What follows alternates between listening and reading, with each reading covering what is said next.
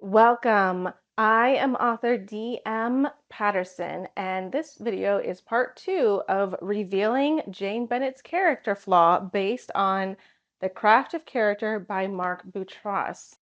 If you have not seen part one, please pause this and go watch part one first, and then come back to this, as this is just a continuation. I did not mean for it to be in a two-part series. I just lost the video file, something happened to it, and I didn't realize it until I had edited already up to that point. And because of that, I wasn't able to go back to the beginning of part one and explain that it's going to be part one and part two, because I didn't realize that the file was corrupt until the very, very end. But it works out because where I lost it, was I was diving into how her character trait was a flaw. So at least it ended on a somewhat cliffhanger, which was not on purpose, but if it was going to end anywhere, that was kind of an interesting that was an interesting place to end it, I guess. So I apologize for that, and this is part two. And just a quick reminder, there will be spoilers. I know that Pride and Prejudice and Jane Austen's works have been out for more than 100 years now. If you would like to read the book before we continue on to this, please pause this and come back, because I will have to give some spoilers in order to show you Jane Bennet's growth. In part one, I have already laid out her character traits. She's very sweet, she's very kind, she's slightly naive. She is very slow to judge anyone, and if she does give any kind of judgment on somebody, she speaks from the truth and she speaks with honesty. She doesn't lie about what she thinks about somebody, and she is very much somebody who looks at the positive, and in some aspects even makes out that person to be better than they really are. And to an extent, really, there's nothing wrong with that. There's actually Jane's character is set up against two very, very strong characters. We have Mr. Darcy and Elizabeth, who are very quick to judge, and they're very quick to allow their prejudices and their pride to get in the way of their judging characters. So Jane does create a contrast between those two characters, but what's very fascinating when you look at her character through the eyes of how Mark defines how a character trait turns into a flaw, which is a character trait becomes a flaw and when it is a weakness that prevents the character from getting what they want, informed by a past trauma or event. So when you look at Jane through this lens, what Jane wants, now we've already established the very, very end of that video, what Jane wants is to marry Mr. Bingley. It has become very obvious to everyone around at this point that Mr. Bingley prefers Jane. Mr. Bingley also has a very sweet countenance and is just a very easy to love guy. Everyone gets along with him too. He makes himself very agreeable to those around him. So it seems a little bit like a match made in heaven. What the reader sees as an obvious obstacle is Mr. Bingley's sisters thinking that Jane is not quite up to the standard. Marrying her would not be marrying advantageously, and so it's a little on the nose of the obstacle that we have for Jane's happiness is Bingley's sisters. Now, where Jane's traits become her flaw is Mr. Darcy's role in this. I don't believe that the sisters had as much control over what Mr. Bingley wanted to do and why this is important. So we're going to go back to what Mr. Darcy said about Jane at the very beginning, which I mentioned in the first video as being a very odd thing to say, of Jane smiles too much. So in this time of Mr. Darcy saying that Jane smiles too much, we as a reader are not really liking Mr. Darcy, and we don't really care what he says. So him saying that is kind of a strike against Mr. Darcy. It's more of a reason to not like Mr. Darcy because he's saying something mean about somebody that we do like. But as it continues, we understand and we realize that Mr. Darcy is actually a very great judge of character, and what he says, he's actually putting his finger on Jane's flaw. And he also wants to remove Mr. Bingley from Jane's presence because he believes that Jane smiles too much. Here, I'm going to fast forward the plot immensely to get to my point. Mr. Darcy, initially, he proposes to Elizabeth, but he's very mean to her and he's very condescending. Elizabeth says, "No, I'm not going to marry you. You are being really rude to me. Also, you separated my sister from the man that she loved. How could you do that? Mr. Darcy writes Elizabeth a letter saying, these are the reasons why. I'm being fancy and I got out the letter. I said in part one, I got this version of Pride and Prejudice where they have letters that they handwrote. I mean, this isn't handwritten itself, it's a copy of that handwritten letter, but it's very cool. I really enjoy it.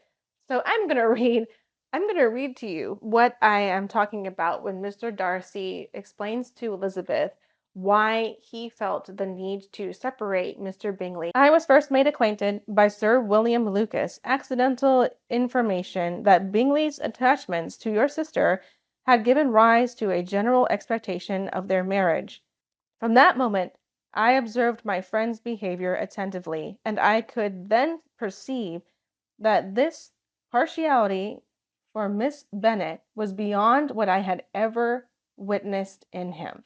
Okay, so basically, Mr. Darcy is saying that he overheard at the ball that everyone was assuming that Mr. Bingley and Jane were going to get married based on the way that they were acting around each other. It was an assumption. And then Mr. Darcy said that he wasn't aware of it, but when he became aware of it, he was watching them because he had seen that Mr. Bingley, who also is a very quick to love, very quick to be attached to people, he is admitting that Mr. Bingley has his own faults and he just wanted to watch them attentively. I am just assuming that he's probably also making sure that Bingley was behaving himself. That's just my own reading of this. He does say that he had never seen Bingley act like this before. He did believe that it was a true connection. Your sister I also watched. Her look and manner were open, cheerful, and engaging as ever, but without any symptom of peculiar regard. And I remained convinced from that evening's scrutiny that though she received his attention with pleasure, she did not invite them by any participation of sentiment. Up to this point, he's saying, I could have been wrong. And if I was wrong, then I acknowledge that I created pain and I'm very sorry. Here is where this very, very small line in this book where Darcy is explaining himself to Lizzie, here's where I have found and uncovered Jane Bennet's flaw. But I shall not scruple to assert that the serenity of your sister's countenance and air was such as might have given the most acute observer a conviction that however amiable her temper, her heart was not likely to be easily touched. This is kind of like when people say somebody smiled, but the smile didn't reach their eyes, or somebody was kind, but their heart wasn't in it. He did not believe that Jane was capable of a deep and serious and sincere love because her almost shallow behavior, again, this is from Mr. Darcy's standpoint, he believed that Jane's kindness, her ability to smile at everything when Mr. Darcy could not smile at everything, her ability to be serene and have a very amiable and mild temper meant that there was no depth to her and she was unable to feel, to love, to act. He believed that that was shallow and she was not able to have those traits and it actually reached her heart. And therefore, she could not accept somebody like Bingley, who also has a very sweet and open and friendly countenance. Mr. Darcy thought that if somebody was like that, if they were shallow like that, then anything that is sincere could not penetrate what he believed to be a shallow manner. Mr. Darcy is saying, you can still be shallow. You can be seen as a sweet person and still be very shallow. In fact, he questions her judgment if she is able to look on everyone and smile at everything and be nice and kind and treat everyone like this, when Mr. Darcy knows that not everyone deserves to be treated like this, then she could not feel all of that genuinely with her heart. And therefore, he did not want his friend, Mr. Bingley, to be hurt by Jane's inability to actually genuinely love his friend. So when you look at Mr. Darcy, when he explains himself, when he explains the reason why he removed Mr. Bingley from Jane in this light, it actually is one of the turning points where the reader starts realizing that Mr. Darcy is actually not the bad guy in this book. But this video is not about Mr. Darcy, it's about Jane. No, why? So when you first read this letter, when Mr. Darcy first tries to explain himself, we have the anger of Elizabeth because this story is very much centered around Elizabeth's point of view. We feel very angry at Mr. Darcy. We're not really that open as a reader to understand his explanation and to read it with anything other than anger for Elizabeth and Jane. So I can definitely see why it has taken, at least me, it's taken me so long, so many years, so many times of listening to and reading this book to understand that Jane's actually very flawed. When I come back to this, after knowing that there's a happy ending, Jane and Bingley end up together, Mr. Darcy and Elizabeth end up together, it's a happily ever after story. You can come back to this and forgive a little bit. But it took me going through this character development book to come back and really understand that however amiable her temper, her heart was not likely to be easily touched. So, by revealing that Mr. Darcy used Jane's kindness and her smiling too much against her by removing Bingley from her. So, Bingley was what she wanted. She wanted to marry Mr. Bingley. Jane's character traits of kindness, of being sweet, of looking past any negativity from people actually got in the way of what she wanted because Mr. Darcy saw it as being very shallow. Now, in part one, we talked about her character traits. Just now, I talked about how those character traits got in the way of what she wanted. Before I reveal what I believe Jane Bennet's past trauma is, that has created this flaw, because I very much have put my finger on why I believe that she acts like this. I do want to say that her character does grow, and it's so, so subtle because we as the reader are so focused on the beautiful arc and the enemies to lovers with Darcy and Elizabeth, and then we get caught up on the whole mess between Wickham and Kitty. And Jane's character flies under the radar a little bit. She's the constant one where the reader has already decided that she's good to go. She's the one who was hurt, and Mr. Darcy is the big bad guy, but she didn't bring this on herself, and she's the excellent character that everyone is supposed to be like. But she does have a little bit of growth. Now, remember in the first part of the video, the one that was cut off in part one, I talked about how Jane immediately forgives Bingley's sisters and says that they're excellent women once you start to get to know them. That was an example of Jane very much looking at people who don't have any good intentions for her, who really don't care about her at all.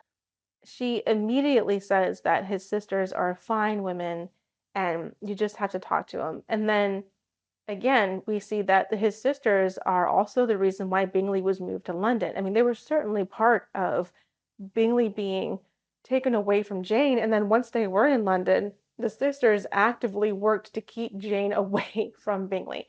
So we have a very, very vivid example of how Jane's just trying so very hard to see the good in everyone also got in her way because Bingley's sisters didn't want her to have anything to do with Bingley, and they were very, very capable and able of keeping them separated for a while. Fast forward, eventually Bingley does come back and he proposes to Jane Bennet, and Jane accepts him, and then Elizabeth is talking to Jane. So this is, towards the end of the book when things are becoming resolved. So now she's saying that Mr. Bingley made her happy by saying that he had no idea that she was in London. I suspected as much, replied Elizabeth, but how did he account for it? It must have been his sister's doings. They were certainly no friends of his acquaintance with me, which I cannot wonder at, since he might have chosen so much more advantageously in my respects.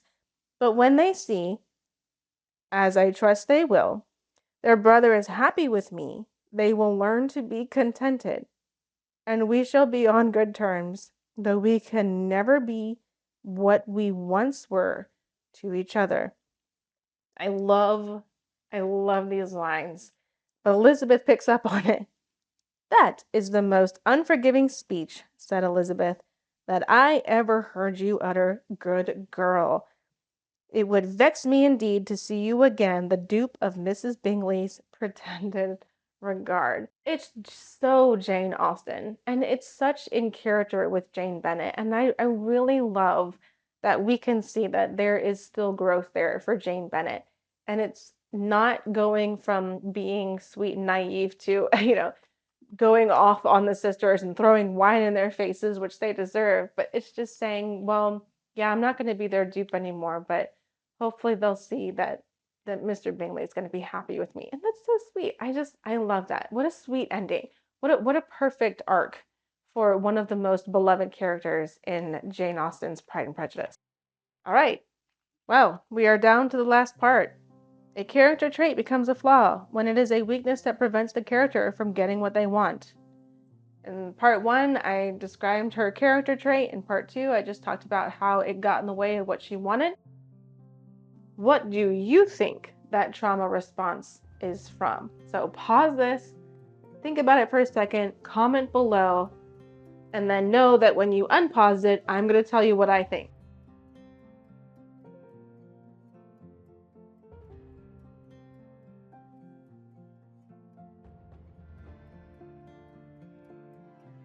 Jane's character traits that she develops to a point of it becoming her flaw is a response to her mother. Let me know down below if you want a part 3 where I give you more of the context and the reasons why I think Jane's character traits are because of her mother. Let me know if you agree that it's her mother. Let me know if you agree that with my breakdown, do you agree that Jane Bennet is actually a flawed character? Did I present this in a way that you agree with, or do you think that I'm crazy and Jane Bennet is our beloved angel and that she's not flawed? And what am I doing here? I would love to know. I'd love to know your thoughts. I was very excited when I discovered this train of thought. I wanted to see it all the way through, and I would really love to know if any of you were surprised by me thinking that her mother is the reason why she's flawed. If any of you don't agree, write it below. I'd really love to have more conversations about this. It's very fun. So thank you so much for watching. Thank you for being there on this very fun road of technical difficulties. I really hope that part one suddenly ending wasn't too much of a shock for everyone. Please get a copy of this if you are looking for character development. This video is not sponsored, so I don't have any links to anything. Just support your local bookstores, support your local libraries. And now that you have some really awesome things to think about in creating character flaws, go write.